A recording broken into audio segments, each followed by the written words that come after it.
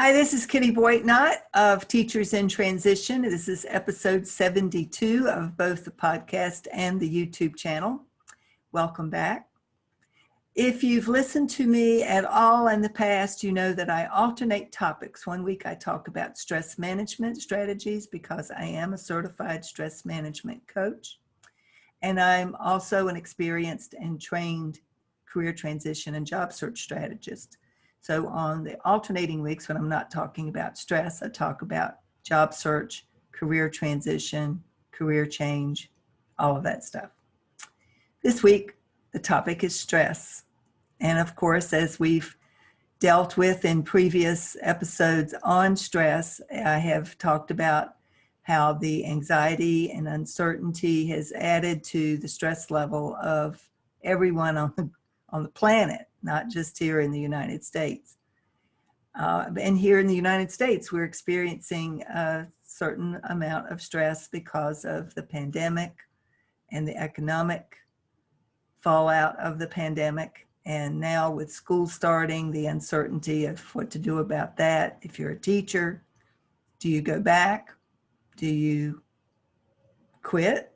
Do you try to find some other role to play so that you can stay home and perhaps teach remotely? It's a lot. A lot is going on, especially right now as schools start around the country, and different localities are playing with different possibilities to see what might work. You know, at the end of the day, we know that children need to be with other children. They need to be in school.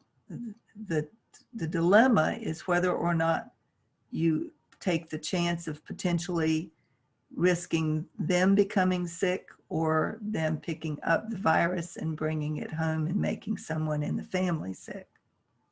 And it's a difficult decision.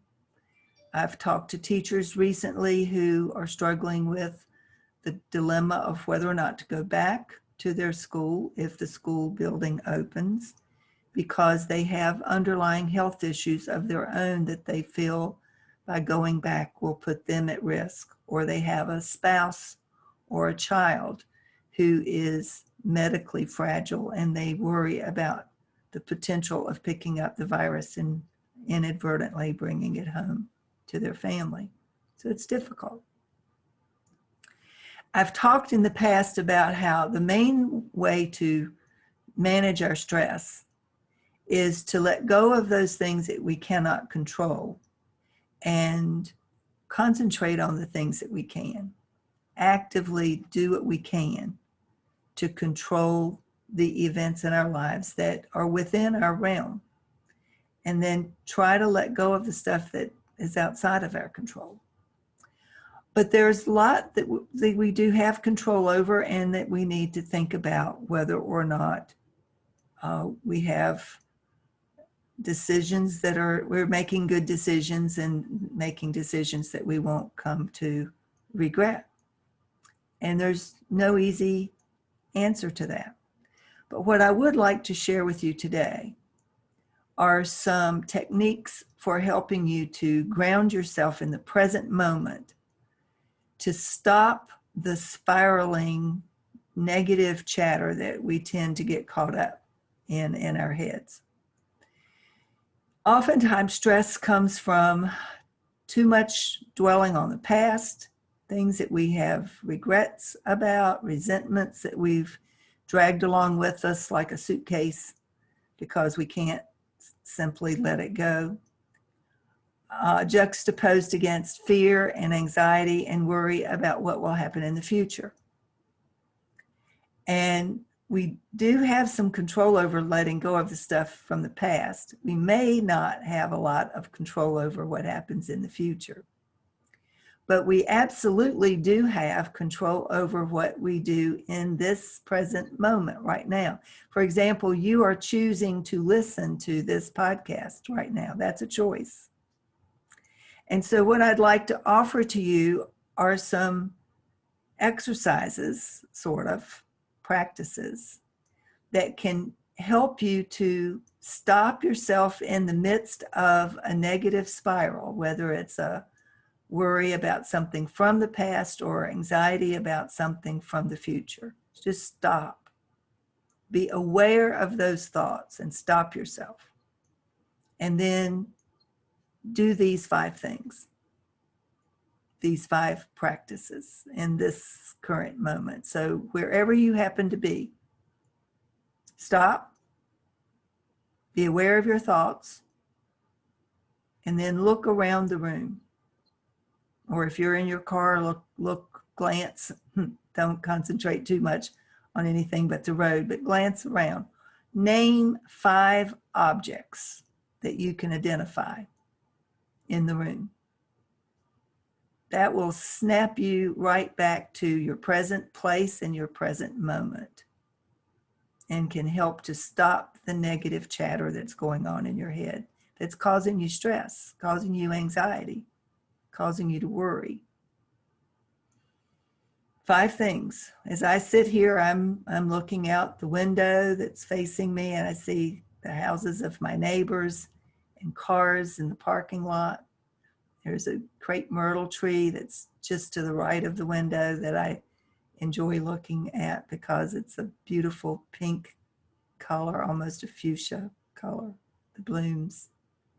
As I look around my office, I have a plant that I'm nursing back to health because it was in the dark for too long, and a puppy that's sitting, actually sleeping for the moment, and another puppy here at my feet.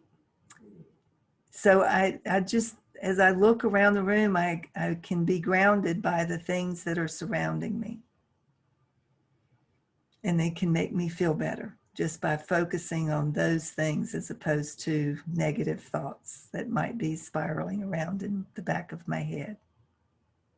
Also, this is an exercise that focuses on your 5 senses. So do you smell anything?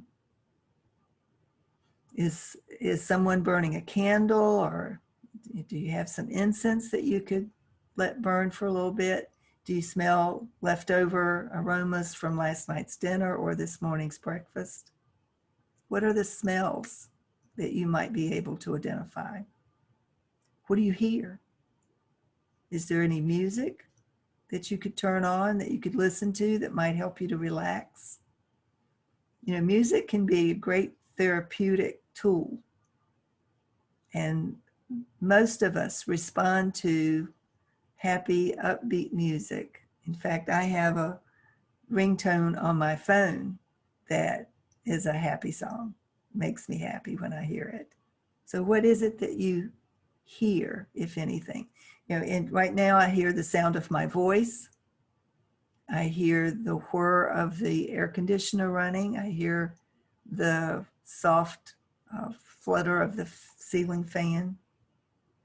So there are things that I can hear. Is there anything that you can taste? Can you take a sip of water or a cup of coffee? Or I like to have a glass of green tea on hand. Peppermint is something that you can take in to taste that will lift your spirits. There's research that indicates that. And so what is it that you might taste? Pay attention to the flavor. The next thing you put in your mouth, pay attention to the flavor. Now also note, in these days of COVID, if you can't taste anything and you can't smell anything, that's an early symptom of COVID. So you might want to take that as a sign without getting yourself freaked out over it, but go get yourself tested. Early detection is best. So if you can't taste and you can't smell, get yourself tested. And then finally, what do you feel? And I don't mean emotionally. I mean, like for me, I feel the pressure of the seat. I'm sitting in a chair. My butt is on the chair. My back is leaning up against the back of the chair. What do you feel? I've got my fingers laced together in my lap. I've got my ankles crossed, and I've got my feet resting on a pillow that I bought that's especially made for ergonomic sitting at the computer, because I sit at the computer a lot. So what do you feel? Your feet on the floor, your hands in your lap. You can even go through, there's a meditation practice, go through each parts of your body, starting with your toes. Become aware of your toes, and then your ankles, and then your shin, and your calves, your knees, your thighs, your pelvic area, your stomach area, your shoulders, your neck. How are you holding your head? And then you can work your way back down from your head to your neck, to your shoulders. Becoming physically present with your body can help to stop some of the anxiety and stress that you may be feeling. So these are 5 practices. I'll include the link to the article from Psychology Today that offers these and some other strategies that you might try out. The final thing I'd like to say to you is that if you are feeling stressed, anxious, concerned about what's going on around you, fear about what the future might hold, whether you are experiencing economic anxiety or stress about school starting, whether it's for yourself or for your children or your grandchildren, simply remind yourself that you're not alone. A lot of us are experiencing the same feelings, the same emotions. Talk them out. Don't hold them in. Find someone that you can confide in. And if you need to see a therapist or a counselor, please do that, because that can be helpful. It can help to work, you can work your way through issues and problems that you may not be able to work out on your own. You need someone to talk it through, someone who can offer a different point of view, help you look at the situation from perhaps a slightly different angle. Can you make a huge difference in the way you manage your stress. So take care of yourself. Don't forget to eat well, to get the sleep that you need, to stay hydrated. And when you find yourself feeling particularly stressed out, try getting grounded in the things that are around you, as I did with this particular episode today. What do you see?